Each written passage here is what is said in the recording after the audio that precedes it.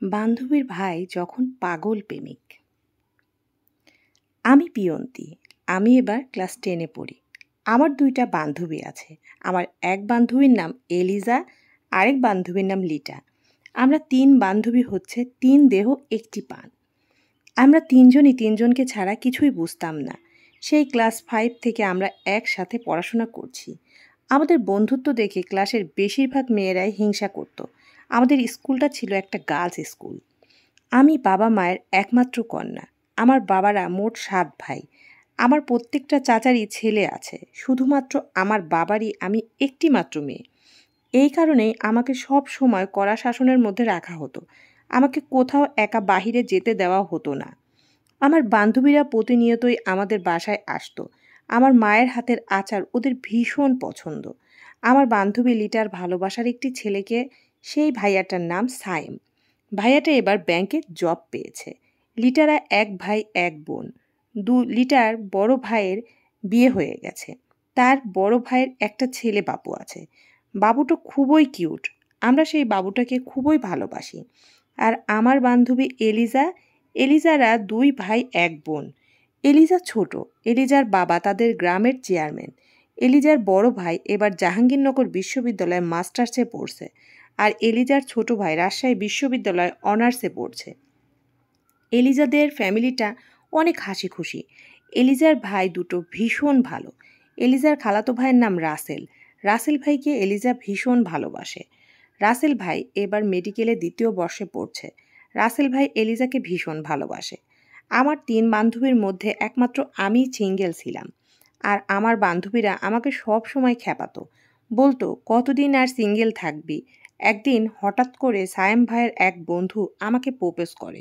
সে বলে তার নাকি আমাকে খুব ভালো লাগে। সায়েম ভাইয়ের সাথে আজ থেকে ৬ মাস আগে সে যখন লিটার সাথে দেখা করতে আসে, লিটার সঙ্গে আমি আর এলিজাও ছিলাম। সেই সময় সে আমাকে দেখে। তারপর থেকে সায়েম ভাইকে প্রতিনিয়ত বলতো আমার সাথে রিলেশন করিয়ে দিতে।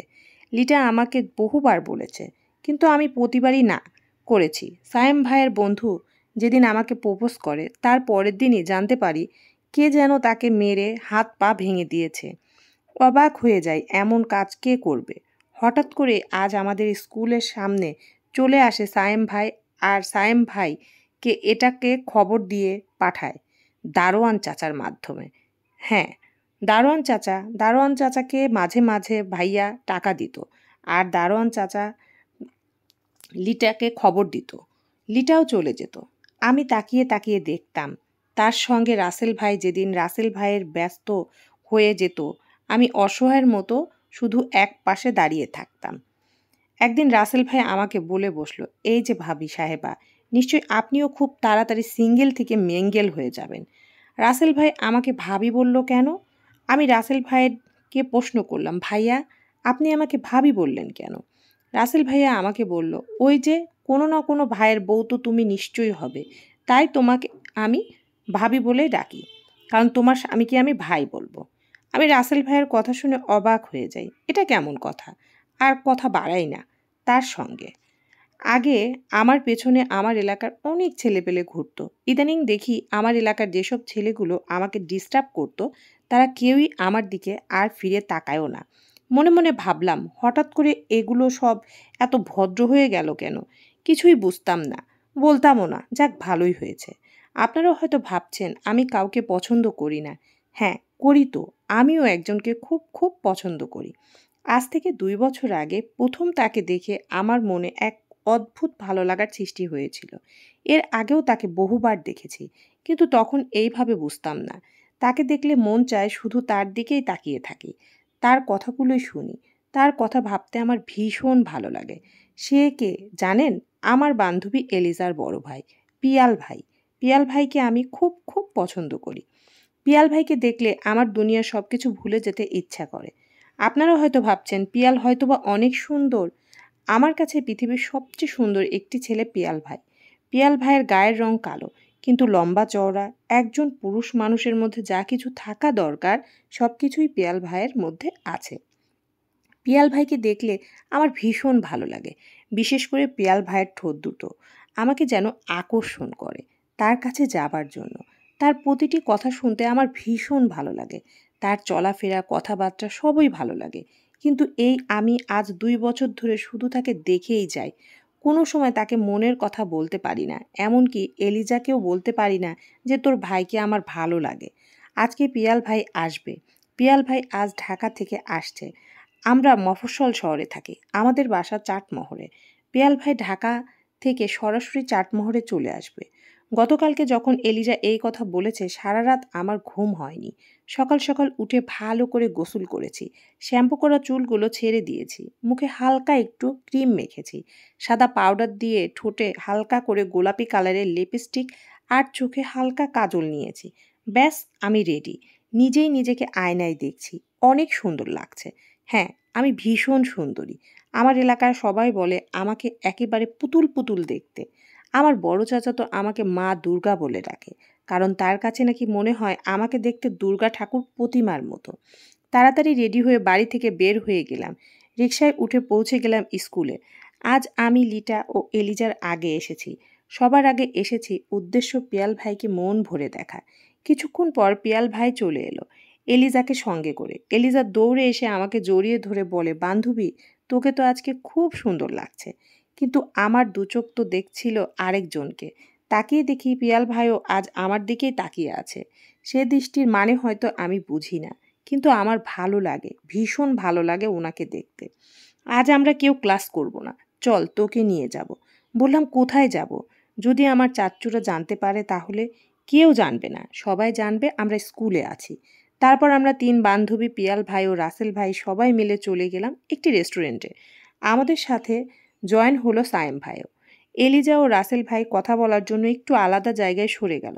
সায়েম ভাই লিটাকে নিয়ে আগেই চলে গিয়েছে। শুধু টেবিলে বসে আছি আমি আর পিয়াল ভাই। পিয়াল ভাই আমাকে প্রশ্ন করে, কি খাবে? আমি কোনো উত্তর দিই না। পিয়াল ভাই আমার জন্য আইসক্রিম অর্ডার করে। পিয়াল ভাই বলল, আচ্ছা, তোমার পড়াশোনা কেমন যাচ্ছে? আমি বললাম, জি ভাইয়া, আলহামদুলিল্লাহ ভালো যাচ্ছে। পিয়াল ভাই আমাকে বলল, লিটার মতো কারোর সাথে সম্পর্ক করো তুমি? আমি মাথা ঝাঁকিয়ে না বললাম। পিয়াল ভাই বলল, ভুলেও সেরকম কোনো চিন্তা করবে না। মনে রাখবে তোমাকেও কেউ না কেউ খুব ভালোবাসে। আমি বোকার মতো পিয়াল ভাইকে প্রশ্ন করলাম, কে ভাইয়া আমাকে ভালোবাসে? পিয়াল ভাই আমাকে বলে, এজন্যই ছোট মেয়েদের ভালোবাসতে নেই। কিন্তু তোমার ২ বান্ধবী তো তোমার চেয়ে বেশি বোঝে। তারা তো ঠিক বুঝতে পারে তাদের ভালোবাসার মানুষ কি বলে। তুমি কি তোমার ভালোবাসার মানুষকে কখনো দেখেও বোঝো না? আমি আবারও মাথা ঝাঁকিয়ে বললাম, না ভাইয়া, সত্যি বুঝি না। কারণ আমাকে কোনো ছেলে কখনো প্রপোজই করেনি। সায়েম ভাইয়ের বন্ধু গতকাল প্রপোজ করেছিল। তাকে কে যেন মেরে হাত ভেঙে দিয়েছে। ঠিক করেছে, শালার তো হাত কেন, পা ভাঙা হয়েছে। ওর তো মাথাটাও ভাঙা উচিত ছিল। তখন আমি বললাম, ভাইয়া আপনি জানলেন কি করে তার পাও ভাঙিয়ে দিয়েছে? পিয়াল ভাই আমতা আমতা করে বলে, ওই আর কি, সাইমের থেকে শুনেছি। আমি বললাম, ও তাই বলুন। মাথা চুলকে বিড়বিড় করে বলল, আল্লাহ, এ কাকে ভালোবাসলাম। আর দেরি করা যাবে না, এবার মনের কথা বলেই ছাড়বো। এ দেখি কিছুই বোঝে না। হঠাৎ আমাদের টেবিলে চলে এলো পিয়াল ভাইয়ের ছোট ভাই রনি ভাইয়া। রনি ভাইয়ার সাথে তার ২ বন্ধুও এসেছে। রনি ভাইয়ের এক বন্ধু আমাকে দেখে বলে, রনি, এটা কে রে? এত সুন্দরী মেয়ে, এ তো দেখি পুতুল। রনি ভাইয়ের বন্ধুর দিকে আগুন চোখে তাকায় পিয়াল ভাইয়া। রনি ভাই তার বন্ধুকে ধমক দিয়ে বলে, চুপ কর, এটা হচ্ছে ভাবি। সাথে সাথে ছেলেটি বলে, আস্তাগফিরুল্লাহ। বলে, আসসালামু আলাইকুম ভাবি। আমি তো অবাক হয়ে তাকাই। আমি এবার এর কোন জন্মের ভাবি হলাম? পিয়াল ভাইয়ের দিকে তাকিয়ে দেখি পিয়াল ভাই মিটিমিটি করে হাসছে। আমি পিয়াল ভাইকে ইশারা করলাম। আমার কাছে এগিয়ে আসলো পিয়াল ভাই। আমি পিয়াল ভাইয়ের কাছে কানে ফিসফিস করে বললাম, এই ছেলেগুলোকে এখান থেকে যেতে বলুন, আমার ভালো লাগছে না। পিয়াল ভাই রনি ভাইয়ের দিকে তাকাতে রনি ভাই বলল, ওকে ওকে, আমরা এখান থেকে চলে যাচ্ছি। পুতুল ভাবি, ওকে বাই, তোমরা ভালো থেকো, গল্প করো। আমি আবারও অবাক হলাম, রনি ভাই কেন আমাকে ভাবি বলল। তখন সেদিনকার রাসেল ভাইয়ের কথা ভাবলাম। রাসেল ভাই তো বলেছিল যে কোনো না কোনো ভাইয়ের বউ হব আমি। সেই সূত্রেই তারা আমাকে ভাবি ডাকে। মাঝে মাঝে এলিজা আমাকে অনেক কিছু গিফট করতো, চকলেট, পুতুল, অনেক কিছু গিফট করতো। আমি ভাবতাম এগুলো এলিজা দেয়। আসলে এগুলো এলিজা দেয় না। এলিজার মাধ্যম দিয়ে পিয়াল ভাই আমাকে সবসময় এগুলো দিত। এলিজা ভালো করেই জানতো পিয়াল ভাই আমাকে পছন্দ করে। তাই তো যখন ওই পিয়াল ভাই আসতো আমাকে একা রেখে কোনো না কোনো বাহানায় সরে যেত। আমি পিয়াল ভাইয়ের সামনে দাঁড়িয়ে থাকতাম আর পিয়াল ভাই আমাকে মন ভরে দেখে নিত। আর এখন তো পিয়াল ভাইদের বাসায় বেশিরভাগ লোকই জানে পিয়াল ভাই আমাকে পছন্দ করে, শুধুমাত্র ওনার বাবা ছাড়া। ওনার মাও জানে পিয়াল ভাই আমাকে ভালোবাসে, পছন্দ করে। আমার পরিবারে যেহেতু আমি একটি মাত্র মেয়ে ছিলাম, তাই আমার বাবা মা চাচ্ছিল এসএসসি পরীক্ষার পরেই আমার বিয়ে দিয়ে দিতে। আমাদের এসএসসি পরীক্ষা শুরু হয়ে গিয়েছে। এসএসসি পরীক্ষা ৩ বান্ধবী জমিয়ে দেওয়া শুরু করলাম।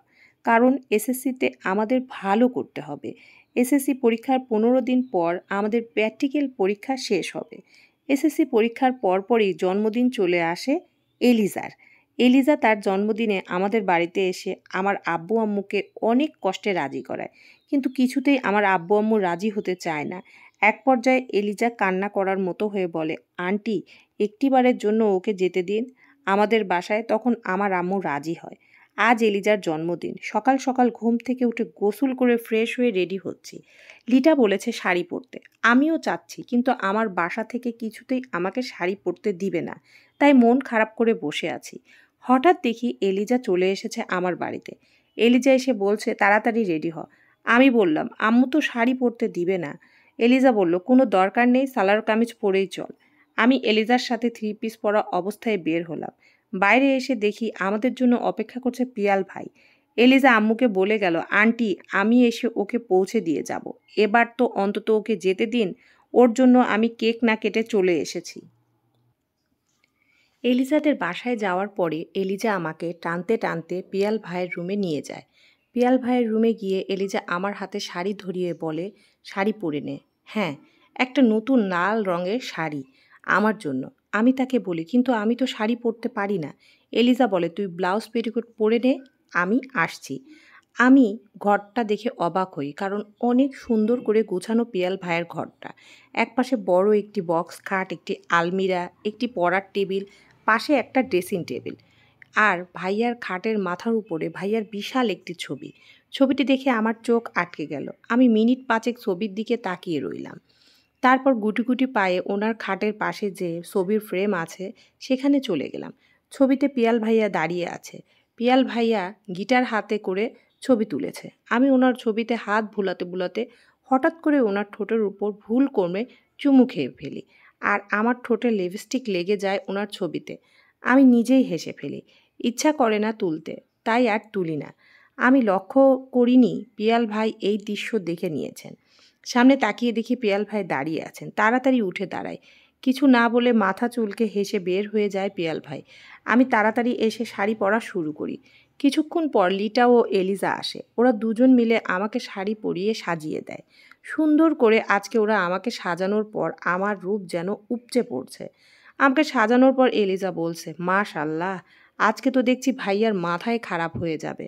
ভাই আবার পাগল না হয়ে যায়। আমি এলিজাকে বললাম, হ্যাঁ, কার কথা বলছিস? ভাবছি তোকে আমাদের ভাবি বানাবো। তোকে আমাদের কোন ভাইয়ের বউ বানানো যায়? তুই হবি আমাদের ভাবি। আমি ভাবলাম ওরা হয়তো আমার সাথে মজা করছে। তারপর আমরা সবাই মিলে চলে যাই ছাদে। আমি ছাদে যাওয়ার সঙ্গে সঙ্গে ফুলের পাপড়ির বর্ষণ হতে থাকে। চারপাশ থেকে গানের মিউজিক হতে থাকে। আমি হতবাক হয়ে সামনে তাকাই। হঠাৎ দেখতে পাই আমার সামনে হাঁটু গেড়ে বসে পড়েন পিয়াল ভাইয়া। হাতে একটি লাল গোলাপ নিয়ে সরাসরি আমার হাতে দেয় আর বলে, তোমাকে ভীষণ ভালোবাসি মাই ডল, ইউ আর মাই লাভ। তুমি শুধুই আমার। নিজের ভালোবাসার মানুষের কাছ থেকে এরকম কথা শুনে আমি হতবাক হয়ে দাঁড়িয়ে থাকি। পাশ থেকে এলিজা লিটা চিৎকার করতে থাকে, পিয়ন্তি ফুল নিয়ে নে, ফুল নিয়ে নে। আমিও পিয়াল ভাইয়ের হাত থেকে ফুলটা নিয়ে নিই। পিয়াল ভাই এবার সবার সামনে আমাকে বুকের মধ্যে জড়িয়ে ধরে। সেদিন ছিল আমার জীবনের সর্বপ্রথম কোনো পুরুষের ছোঁয়া। আমার ভালোবাসার মানুষ, আমার স্বপ্নের মানুষ, ভালোবাসা কারে কয় বুঝতাম না। শুধু এটুকুই বুঝতাম পিয়াল ভাইকে দেখতে আমার ভালো লাগে, আর তার প্রথম ছোঁয়া যেন আমি কেঁপে উঠি। পিয়াল ভাই বুঝতে পারে আমি কাঁপছি তার বুকের ভিতরে। পিয়াল ভাই আমার কানের কাছে মুখ নিয়ে এসে বলে, ভয় পেও না কলিজা, তোমাকে আমি ভীষণ ভীষণ ভালোবাসি মাই ডল। সেদিনকার অনুভূতি হয়তো আপনাদেরকে বলেও বোঝাতে পারবো না। 3 বছর ধরে যে ছেলেকে শুধু দেখেই গিয়েছি, সে নাকি আমাকে ভালোবাসে। তার ভালোবাসার উন্মাদনায় আমি শেষ। পাশ থেকে পিয়াল ভাইয়ের ভাই রনি ভাইয়া, রাসেল ভাইয়া, সায়েম ভাইয়া, আরও বন্ধু সবাই জুটে এলো। আমি তো অবাক হয়ে তাকিয়ে আছি সবার দিকে। এরা সবাই জানে সায়েম ভাই এসে আমাকে বলে, ভাবি সেই তো পিয়ালেরই বউ হবেন। মাঝখান দিয়ে বেচারা আমার বন্ধু আজিমটাকে পিয়ালের হাতে মার খেয়ে হাত পা ভেঙে ফেলেছে। পিয়াল ভাই মিষ্টি মিষ্টি করে হেসে দিয়ে ইশারায় বোঝায়, হ্যাঁ সেই মেরেছে। রনি ভাইয়া বলে, শুধু কি তাই, তোমার এলাকার যত ছেলে আছে ভাবি একটাকেও ভাইয়া আস্ত রাখেনি, সবগুলোকে পানিশমেন্ট দিয়েছে। দেখো না, কেউ তোমার আশেপাশে ভেড়ে না। তখন আমি বুঝতে পারলাম এজন্যই আমার পাড়ার পাগল প্রেমিকগুলো কাউকে দেখি না আমার আশেপাশে ঘুরতে। আমার মাথা জ্যাম হয়ে গেল। আমি অবাক চোখে তাকিয়ে আছি। এলিজা বলে, আমার এই ভাইটা তোকে আজ থেকে 4 বছর ধরে ভালোবাসে, কিন্তু তুই ছোট বলে তোকে বলতে পারেনি। শুধু তোকে দেখার জন্য সেই সুদূর ঢাকা থেকে চলে আসতো, আর আমাকে স্কুলে দেওয়ার বাহানায় তোর কাছে যেয়ে তোকে দেখে আসতো। আমি ভীষণ অবাক হই, সাথে সাথে খুব ভালোও লাগে। আমি যাকে 3 বছর ধরে ভালোবাসি সেও আমাকে 4 বছর আগে থেকে ভালোবাসে। এর যে সৌভাগ্যের আমার জন্য আর কি হতে পারে। তারপর আমরা সবাই মিলে এলিজার জন্মদিনের কেক কাটলাম। খাওয়া দাওয়া শেষ করে পিয়াল ভাই আমাকে হাত ধরে তার বেডরুমে নিয়ে গেলেন। তারপর তার আলমারি খুলে একটি আংটির বক্স বের করলেন এবং সেটা আমাকে পরিয়ে দিলেন আর বললেন, মনে রাখবে এই আংটি দিয়ে আজ থেকে আমি তোমাকে অর্ধেক বউ বানিয়ে নিলাম, আর বাকি অর্ধেক একেবারে কবুল বলে বানিয়ে নিব। আমি লজ্জায় লাল হয়ে যাই। আমার মুখে কোনো কথা নেই। পিয়াল ভাইয়া আমার মুখ উঁচু করে বলে, আমার দিকে তাকাও। পিয়াল ভাই বলে, আমি জানি তুমি আমাকে পছন্দ করো। আচ্ছা বলো তো, তুমি তো অনেক সুন্দরী, তাহলে আমার মতো কালো ছেলেকে কেন তোমার ভালো লাগে? আমি শুধু একটি কথাই বললাম, আমার চোখ দুটো খুলে দেখুন, আপনাকে কত সুন্দর লাগে। আমার কথায় পিয়াল ভাইয়ের চোখে পানি চলে এলো। পিয়াল ভাই আমাকে আবারও টান দিয়ে তার বুকে জড়িয়ে নিলেন আর বললেন, আমি আসল খাঁটি মানুষকেই ভালোবেসেছি। পিয়াল ভাইয়া আমাকে বলল, আর 1 বছর পর আমার মাস্টার্স শেষ, তখন কোথাও না কোথাও জব হয়ে যাবে, সঙ্গে সঙ্গে আমি তোমাকে বিয়ে করে নিব। আর বেশি দিন অপেক্ষা করা আমার পক্ষে কোনো মতেই সম্ভব না। না চাইতেও আমিও পিয়াল ভাইয়ের কথায় লজ্জা পেয়ে গেলাম। পিয়াল ভাই বলে, এত লজ্জা পেলে কিন্তু এবার সত্যি সত্যি আরেকটা কাজ করে ফেলবো। এবার যেন লজ্জায় জড়িয়ে ধরলাম পিয়াল ভাইকে। সঙ্গে সঙ্গে পিয়াল ভাইয়ের বুকে মুখ লুকালাম। পিয়াল ভাই আমাকে আষ্টে পিষ্টে ধরে নিল। সবার হাসির আওয়াজ, সামনে তাকিয়ে দেখি এলিজা, লিটা, রনি ভাই, রাসেল ভাই সবাই দাঁড়িয়ে আছে, আর রনি ভাই আমাদের দুজনের ছবি তুলছে। আমি সরে আসতে চাইলে পিয়াল ভাই সরে আসতে দেয় না।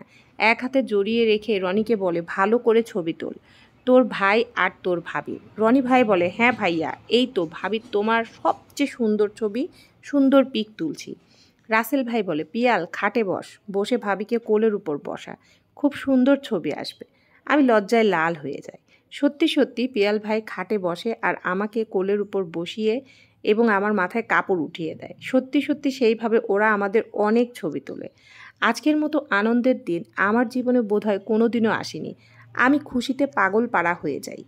কিছুক্ষণ পর এলিজা বলে, এখন ওকে বাসায় দিয়ে আসতে হবে, না হলে আঙ্কেল আন্টি রেগে যেতে পারে।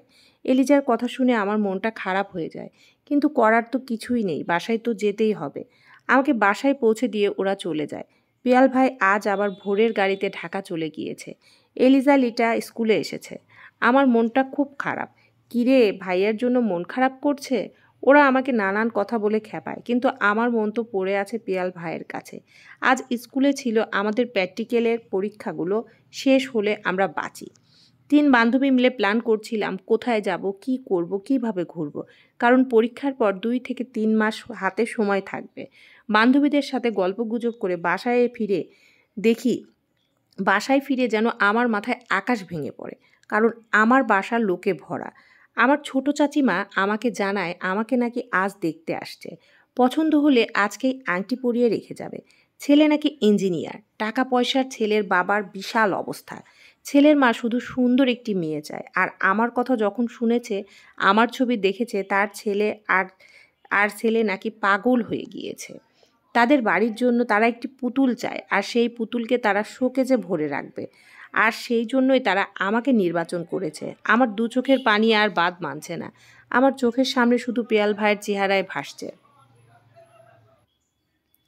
যে পিয়াল ভাইকে আমি এত ভালোবাসি, তাকে ছাড়া অন্য কাউকে বিয়ে করা আমার পক্ষে কখনোই সম্ভব না। দেখতে এসে সত্যি সত্যি পাত্রপক্ষের আমাকে ভীষণ পছন্দ হয়ে গেল। আমাকে আংটি পরিয়ে দিয়ে গেল তারা। রনি ভাইয়াকে আমাকে পাহারা দিত। তাই রনি ভাইয়া মাঝে মাঝে আমাদের বাড়ির সামনে আসতো। আমি কোনো মতো একটা চিরকুট লিখে রনি ভাইয়ের হাতে পৌঁছে দিই। রনি ভাই হঠাৎ করে আমার হাতের চিরকুট পেয়ে অবাক হয়ে যায়, কারণ আমি কখনো কোনো সময় ভাইয়ার হাতে কোনো চিরকুট দিইনি। ভাইয়া, এখনই আপনি এলিজাকে আমাদের বাসায় নিয়ে আসুন। রনি ভাইয়া খুব দ্রুত এলিজাকে আমাদের বাসায় নিয়ে আসে।